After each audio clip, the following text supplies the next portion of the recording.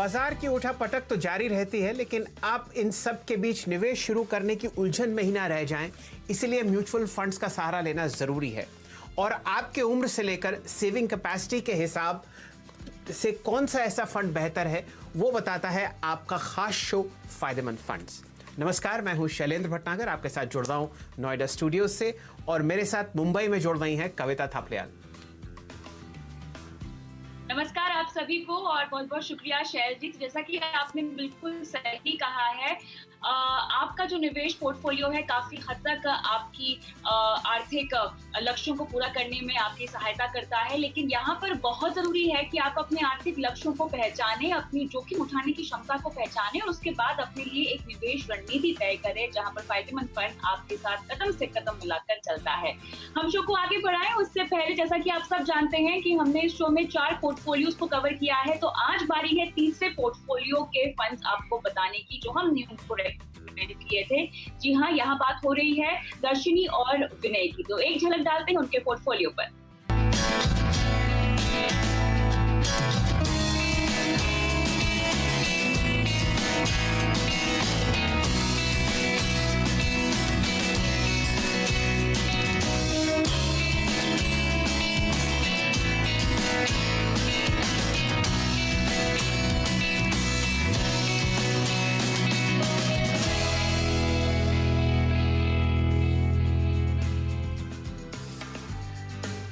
दर्शनी और विनय को निवेश के लिए सुझाए गए फंड्स आपके सामने हैं।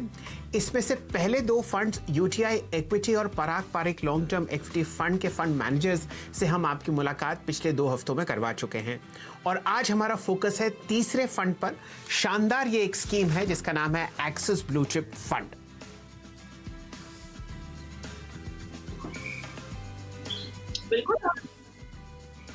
बिल्कुल। तो चलिए यहाँ पर हम मिलते हैं एक्सिस ब्लू चिप के फंड मैनेजर श्रेयस दिवालकर से, जो हमारे साथ इस खास पेशकश में आज जुड़ भी गए हैं। बहुत बहुत स्वागत है आपका फायदेमंद फंड में श्रेयस जी। और जैसा कि हम देख रहे हैं, ये जो साल है हर किसी के लिए काफी चुनौतीपूर्ण भरा है। सर्वाइवल ऑफ द फिटेस्ट एक तरह से निकल कर आएगा अगर हम इस साल में खासतौर से फंड्स की चाल को समझें, उनको देखें तो। जिस तरह की अनिश्चितता यहाँ पे निवेशक जो है वो झेल रहे हैं, जिस तरह का कॉन्फिडेंस हमें लग रहा है निवेशकों में जाता हुआ दिखाई दे रहा है बाजार की चाल की वजह से। अगर हम डेटा को भी देखें तो पिछले महीने काफी रिडेम्पशन भी हुए हैं पोर्टफोलियोज में। अब इस तरह की स्थिति में आपके फंड ने क्या किसी तरह की खास रणनीति यहाँ पर अपनाई है? धन्यवाद आपके शो पे बुलाने के लिए। तो हमारा एक्सिस ब्लू चिप फंड है, उसका रणनीति हमेशा से ही क्वालिटी और ग्रोथ इसके बुनियाद पे ही टिकी हुई है। जैसे जो कंपनीज की में डेट कम होता है, रिटर्न ऑन इक्विटी अच्छा होता है, कॉर्पोरेट गवर्नेंस अच्छी होती है, ऐसे कंपनी में हम इन्वेस्ट हमेशा से करते हैं। अभी जैसे आपने कोविड सिचुएशन और आज की सिचुएशन का नाम लिया, नॉर्मली कोई इसको ये जैसे क्राइसिस चल रहा है, वैसे कोई भी क्राइसिस के बाद और ड्यूरिंग दैट टाइम भी नॉर्मली मार्केट जो है वो अच्छे क्वालिटी के कंपनी की तरफ ही फ्लॉक करता है या फिर उसकी तरफ ही जाता है। तो इसीलिए हमने ये फंड में क्वालिटी और better quality companies as defined by उसका रिटर्न ऑन इक्विटी अच्छा हो, डेट लेवल कम हो, कैपेक्स इंटरनल अप्रूवल से ही फंड हो, ऐसे फ्यू पैरामीटर्स हम रखते हैं जो एक्चुअली कंपनी की मोड को वो ज्यादातर रिफ्लेक्ट करते हैं। तो यही स्ट्रेटेजी रही है। और दूसरा, हमने अपने एक नोटिस किया होगा कि फंड में नंबर ऑफ स्टॉक्स भी ऑलमोस्ट 24 है। तो ब्रॉडली ऐसे फ्यू कंपनीज में इन्वेस्ट करने का ही हमारा अटेम्प्ट रहा है। जी श्रेयस जी, आपके फंड को ज़रा अच्छी तरीके से डिस्कस करते हैं। आपने बहुत बेहतरीन तरीके से समझाया कि एक बहुत ही कॉन्सेंट्रेटेड पोर्टफोलियो है, सिर्फ 24 स्टॉक्स हैं और लगभग 14,500 करोड़ रुपए इन 24 स्टॉक्स पर अनइवनली डिस्ट्रीब्यूटेड हैं। अगर आप पहले 5 स्टॉक्स को देखें, नाम सारे जाने पहचाने हैं, HDFC bank, Infosys, Kotak Mahindra bank, Bajaj finance और RIL। इसमें लगभग 1/3 पैसा यहां पर आपको लगता हुआ दिखेगा, 5,075 करोड़। ये बताइए कि इतना कॉन्सेंट्रेटेड पोर्टफोलियो आप क्यों रखते हैं और इसके एडवांटेजेस आपको क्या आते हुए दिख रहे हैं इस समय में जब survival of the fittest at stake है? देखिए, अभी ये पोर्टफोलियो जो आप देख रहे हो वो बाय नंबर ऑफ स्टॉक्स, ये लास्ट 2.5 ईयर्स से चल रहा है, 2018, 2019, 2020। आपको टॉप 5 के नाम चेंज हुए दिखेंगे, पर नंबर ऑफ स्टॉक्स ब्रॉडली 25-26 इसके आजू बाजू ही है। ये क्यों रखा गया है? क्योंकि आपने देखा होगा कि in last many years, it is financial crisis के बाद ही है, आपको थोड़ा सा दूर लेके जा रहा हूँ, बट फिर भी आपने देखा होगा कि इकोनॉमी जो है वो नैरो इकोनॉमी है, जिसमें क्या हो रहा है कि इकोनॉमी का आप जैसे पता होगा कि GDP के 3 कंपोनेंट रहते हैं, इन्वेस्टमेंट, कंजम्पशन और नेट एक्सपोर्ट्स। तो उसमें से इन्वेस्टमेंट पार्ट ऑफ इकोनॉमी है वो बहुत पैची रहा है, नेट एक्सपोर्ट्स पार्ट भी थोड़े थोड़े समय के लिए पैची रहा है, तो कंजम्पशन ये एक ही पार्ट अच्छा कर रहा है। तो इसके लिए क्या है कि because economy is narrow, portfolio is narrow, तो ये this is outcome of a narrow economy, और इसीलिए ही हमने ये ऐसा रखा है। और ये आज का नहीं है, ये लास्ट 2-3 साल से ऐसे ही। बिल्कुल श्रेयस जी, यहाँ पर दर्शकों को हमें थोड़ा सा लार्ज कैप फंड की अहमियत उनके पोर्टफोलियो में समझानी चाहिए। देखिए, बाजार का तो नेचर ही उतार चढ़ाव का, और ऐसे में आपको इस तरह के बाजार में डिप्स और बाद में रिकवरी का भी कई सारे सेशंस, कई सारे मोड आपने देखे होंगे। लेकिन लार्ज कैप फंड एक ऐसी कैटेगरी है जो न सिर्फ बाजार के उतार चढ़ाव को झेलता है, बल्कि इन्फ्लेशन को भी मात देने में आपको काफी हद तक सहायता करता है। स्पेशली जब बाजार में गिरावट आती है तो इस तरह के फंड्स में रिकवरी मोड जो है बाकी कैटेगरीज के मुकाबले काफी ज्यादा जल्दी हम देखते हैं। लार्ज कैप फंड अपने पोर्टफोलियो में आप शुरुआत करें अगर आपको निवेश की शुरुआत करनी है, लेकिन उसके साथ साथ, क्योंकि आप हमारे साथ मौजूद हैं श्रेयस जी, सेक्टोरियल एक्सपोजर पर थोड़ा सा मैं चाहती हूँ कि आप और हमें विस्तार से समझाएं। जैसा कि शैल जी ने काफी हद तक बता ही दिया है, यहाँ पर फाइनेंशियल, एनर्जी, टेक्नोलॉजी पर आपका बहुत ज्यादा जोर है, लेकिन मौजूदा स्थिति में क्या आपको आपके सेक्टर सिलेक्शन में कहानी बदलती हुई दिखाई दे रही है? क्या इस फंड में जो पोर्टफोलियो की तरक्की की कहानी है आगे कोई नया मोड़ लेगी? जैसे आपने देखा होगा कि करंट सिचुएशन में हम लोग जब ग्रोथ की बात करते हैं तो हमें दिख रहा है कि कौन से सेक्टर्स में ग्रोथ रिलेटिवली ज्यादा रहेगी। इधर word relative is more important, क्योंकि आप एब्सोल्यूट ग्रोथ निकलने जाओ तो शायद ये साल में आपको बहुत जगह पे वो एब्सोल्यूट ग्रोथ दिखना मुश्किल हो जाएगा, बट रिलेटिवली ग्रोथ कहाँ दिखेगी। तो वो पैरामीटर में से आप यूज करें तो आप ये पाते हैं कि जनरली टेलीकम्युनिकेशन, IT एंड ये जो सेगमेंट है जहाँ पे करंट सिचुएशन का इम्पैक्ट सबसे कम दिखाई दिया है, तो और फूड कैटेगरी, तो फूड कंजम्पशन, तो ये तीनों कैटेगरी आप देखोगे कि पोर्टफोलियो में ज्यादा है। इसके बाद सेकंड कैटेगरी कम्स जहाँ पे इम्पैक्ट भले ही ये क्वार्टर में ज्यादा दिखे, पर उनके टिकट साइज या फिर वो लो डिस्क्रिशनरी आइटम है, तो उनके टिकट साइज ऑफ परचेस उसके लो होने के कारण लॉकडाउन खोलने के बाद जनरली डिमांड वापस आएगी उनमें, तो इसीलिए वो कैटेगरी की कंपनी, कंजम्पशन की कंपनी उसके बाद आपको दिखाई देगी। और फिर सबसे लास्ट जो कंपनी आती है वो कंपनीज अच्छी है पर बिकॉज ऑफ लिवरेज, तो उसमें इवन फाइनेंशियल कंपनी का भी वही है, financial companies are heavily leverage, but उसमें से कई कंपनियां ऐसी है जिनके प्रमोटर्स, उनके मैनेजमेंट ने वो कंपनी को आपने देखा होगा कि ये इस बार this is not a first crisis we are going through. इसके पहले आयरन एफएस लाइबिलिटी क्राइसिस, उसमें थोड़ा सा लिक्विडिटी क्राइसिस हुआ था, तो there has been multiple crisis before this. तो वो सारे क्राइसिस में से जो जो बैंकिंग फाइनेंशियल नेम्स है जिन्होंने उनके लाइबिलिटी फ्रेंचाइजी अच्छे होने के कारण अच्छा परफॉर्मेंस दिखा है, तो वैसी कंपनियां भी हमने रखी है। तो नॉर्मली ये पोर्टफोलियो मैं 3 कैटेगरी में से डिवाइड करता हूँ, एक जिनके अर्निंग में सबसे कम इम्पैक्ट है या नहीं है, दूसरे जिसके कम अर्निंग में इम्पैक्ट है लेकिन दे कैन कम बैक, और तीसरा जिसमें लिवरेज है बट उनकी मैनेजमेंट ने बार बार in last earlier many crisis ये दिखाया है कि they would have come out of those crisis impeccably. जी श्रेयस साहब, आप खुद एक केमिकल इंजीनियर हैं और आपने मुंबई यूनिवर्सिटी से स्नातक किया है केमिकल इंजीनियरिंग में। ये बताइए कि फ़िलहाल पिछले 6 महीने से एक शानदार रैली हम केमिकल स्पेस में देख रहे हैं और मैंने एक बात नोटिस करी, कोई ख़ास केमिकल रिप्रेजेंटेशन नहीं है आपके 23 कंपनीज़ में जो आपके पोर्टफोलियो के हिस्से में है। तो एक, क्या जो हम रैली केमिकल स्टॉक्स में देख रहे हैं इससे आपको कुछ पसंद नहीं आता, या क्योंकि आप एक लार्ज कैप फंड है इसलिए आप केमिकल स्पेस में इन्वेस्ट नहीं कर रहे? तो एक्चुअली जो केमिकल की रैली है वो एक्चुअली लास्ट 6 महीने की नहीं है। आप कहोगे तो ये रैली ऑलमोस्ट 2014 में ही शुरू हुई थी। 2014 से ही लगातार केमिकल कंपनियां अच्छी करते जा रही। तभी मुझे याद है मैं तभी कंपनियां ये लेता था, तभी 6 टाइम 8 टाइम पी पे मिलती थी। तो ये रैली तब से ही शुरू है और एक्चुअली ईयर आफ्टर ईयर ये स्ट्रेंथन होती गई है। तो आपने दूसरा मुद्दा जो उठाया है दैट इज मोर वैलिड कि ये सब कंपनीज स्मॉल कैप और मिड कैप सेगमेंट में आती है, तो इसीलिए सम ऑफ देम इसमें नहीं दिखाई देती। शायद पहले थोड़े टाइम में होती होगी पर अभी तो बिल्कुल नहीं है।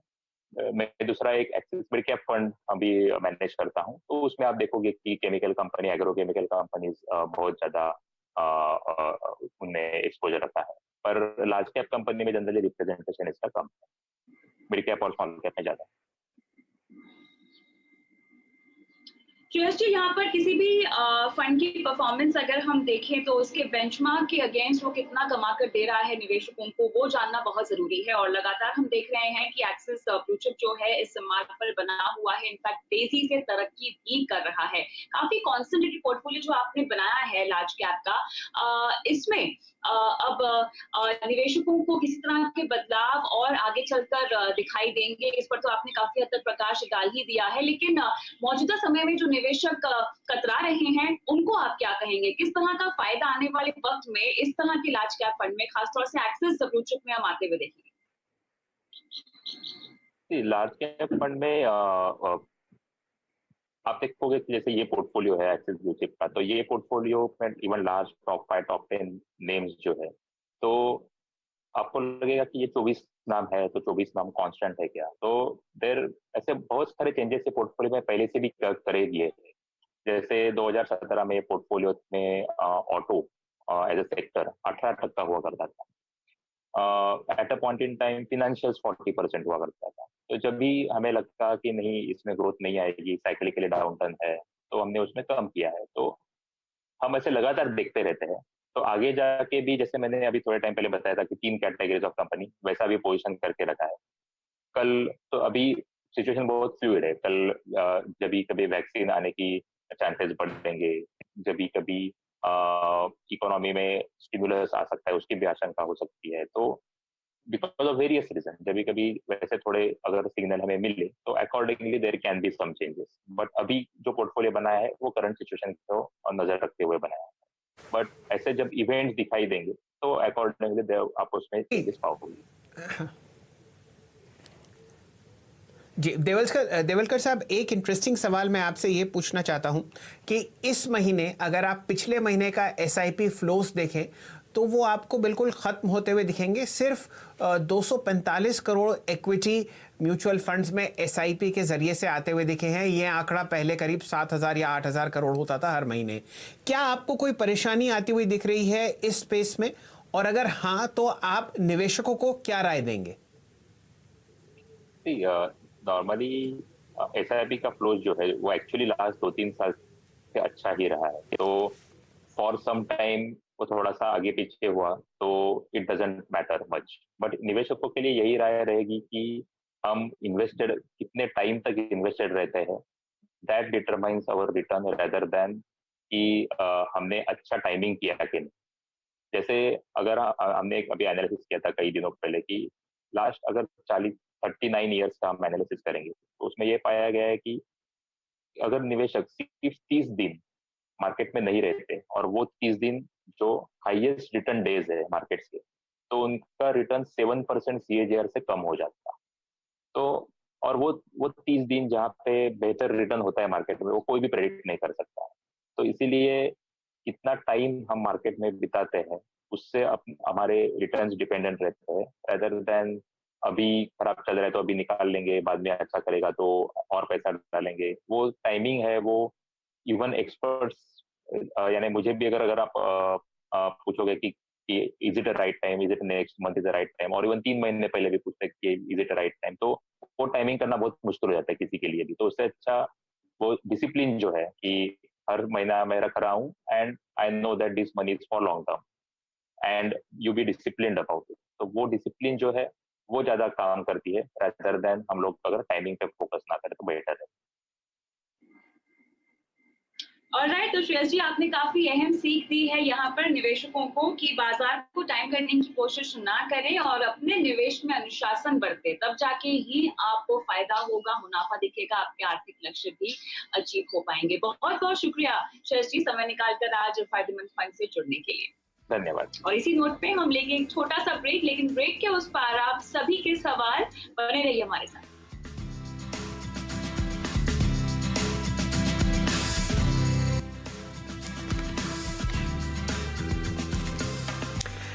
नमस्कार, फायदेमंद फंड्स में आपका स्वागत है और चर्चा होगी अब आप सवाल और जवाब की। हमारे साथ ओमकेश्वर सिंह साहब जुड़ चुके हैं। rankmf.com म्यूचुअल फंड वेबसाइट के वो सीईओ हैं और पिछले 2 दशकों से बहुत शानदार तरीके से हर तरीके का फंड आप एनालाइज करते हैं, राय भी आपकी बहुत ज़बरदस्त है। और हमारे पहले जो जिनके पास प्रश्न है वो भुवनेश चुग साहब हैं। भुवनेश जी, स्वागत है आपका फायदेमंद फंड्स पर, और बताइए किस तरीके की आपकी समस्या है। मैं देख रहा हूँ आपने 5 फंड्स में लगभग 5 और 3 8 9 10,500 रुपए का मंथली निवेश कर रखा है। आप क्या चाहते हैं, कोई फेरबदल या कोई और सवाल है आपका? नहीं सर, मेरा यही क्वेश्चन है कि मैंने 5 म्यूचुअल फंड्स में लगा रखा है। मिराई एसेट में, एमर्जिंग ब्लू चिप फंड में 5,000 की, और Franklin India small companies fund में 1,500 की, HDFC स्मॉल कैप फंड में, और Aditya Birla sun life fund में। तो मुझे एडवाइस किया गया था कि मुझे Aditya Birla sun life fund से टैक्स सेविंग से Axis long term equity fund में ट्रांसफर कर देना चाहिए अमाउंट, और जो मेरा स्मॉल कैप फंड है फ्रैंकलिन इंडिया और HDFC स्मॉल कैप, उन दोनों में से बंद करके SBI स्मॉल कैप में शुरू कर देना चाहिए। तो मैं ये पूछना चाहता था कि मैं अपना सारा अमाउंट एक बारी में ट्रांसफर कर दूं या SWP या STP से करना चाहिए मुझे? क्या बात है, बहुत ही शानदार प्रश्न है आपका भुवनेश जी, और सारा तसल्लीजनक आपको ओमकेश्वर सिंह साहब जवाब देंगे। सिंह साहब बताइए क्या करना चाहिए, क्या ये पोर्टफोलियो ठीक है या कोई आप इसमें फेरबदल बताएंगे 5 स्कीम्स में?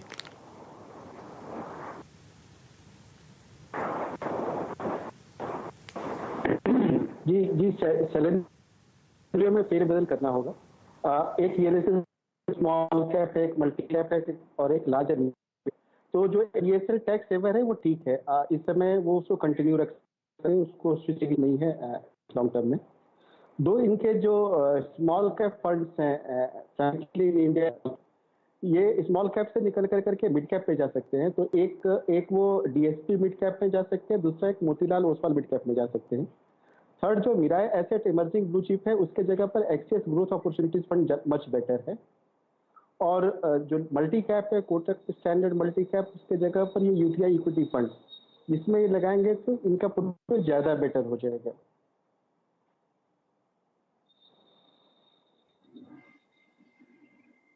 चुग साहब, आपका जो मेल आईडी है हम आपका जो रीचेंज्ड पोर्टफोलियो है उस पर भेज देंगे। जो भी बदलाव आपको ओमकेश्वर सिंह साहब ने बताए हैं वो आपको आपकी ईमेल आईडी या हमारे ट्विटर हैंडल पर फिलहाल आपको मिल जाएंगे थोड़ी ही देर में। कविता जी आप लीजिए दूसरा प्रश्न। मेरे ख्याल से प्रतीक सिकारिया साहब जुड़ चुके हैं। जी प्रतीक नमस्कार, आपका पोर्टफोलियो हमारे सामने है और इसमें 8 फंड्स हमें दिखाई दे रहे हैं। आपने 3 महीने पहले से ही इनमें निवेश करना शुरू किया है प्रतीक? मैम मैंने डिसिप्लिनली 3 महीने पहले से स्टार्ट किया, बाकी पहले मैं डिसिप्लिन वाइज नहीं करता था, रैंडम अच्छा करता। हाँ अच्छा, मुझे ये बताइए कि आर्थिक सलाहकार की सलाह ली है आपने? नहीं, मैंने किसी की सलाह नहीं ली है, मैं खुद से ही करता हूँ। खुद से ही करता है, मेरे ख्याल से तभी ही आपने 8 फंड्स भी अपने पोर्टफोलियो में शामिल कर दिए हैं। ओमकेश्वर जी हमारे साथ है। ओमकेश्वर जी, फंड्स के नाम आपके पास है, इनफैक्ट स्क्रीन पे भी फ्लैश हो रहे हैं। इन्होंने 3 महीने से अनुशासन बरता है अपने निवेश में, लेकिन थोड़ा फंड के जो नंबर है वो बहुत ज्यादा है। इसमें भी इनको अनुशासन बरतना चाहिए, किसमें से निकलना चाहिए और क्यों? जी, तो फंड से ये ओवर डाइवर्सिफिकेशन यानी कि खुद करने से ये होता है कि आप जरूरत से ज्यादा फंड में इन्वेस्ट कर देते हो, उसके कारण जो एक्चुअल आपके पोर्टफोलियो का रिटर्न होना चाहिए वो रिटर्न आपको सही से नहीं मिल पाता। तो कोटक फोकस को कंटिन्यू रख सकते हैं, एक्सिस ब्लू चिप को कंटिन्यू रख सकते हैं, एक्सिस लॉन्ग टर्म को भी कंटिन्यू रख सकते हैं। दो इनके पास सेक्टोरल फंड्स हैं, तो सेक्टोरल फंड में से एक जो सेक्टोरल फंड है बैंकिंग एंड फाइनेंशियल सर्विसेज, वो उससे निकल करके यूटीआई इक्विटी में जा सकते हैं, वहाँ पर फाइनेंशियल अच्छा से कवर किया हुआ है। दूसरा जो उनका आईएससी प्रूव का जो फार्मा एंड डायग्नोस्टिक है, उससे वो निकल करके डीए सकते हैं, क्योंकि उसमें अराउंड 16% जो एसेट है वो फार्मा हेल्थ केयर में उसका एक्सपोजर है। उनके पास दो जो वैल्यू फंड्स है, उससे वो निकल करके एक मल्टी कैप पराग पारेख लॉन्ग टर्म इक्विटी में जा सकते हैं, और डीएसपी मिड कैप कंटिन्यू रखेंगे। तो ये उनके लिए सलाह रहेगा। और जो 50,000 रुपया वो लगाएंगे 10 साल के लिए, तो वो उनका जो टारगेट कॉर्पस 1 करोड़ उससे ज्यादा, मतलब करीब 100 कॉर्पस क्रिएट हो जाएगा।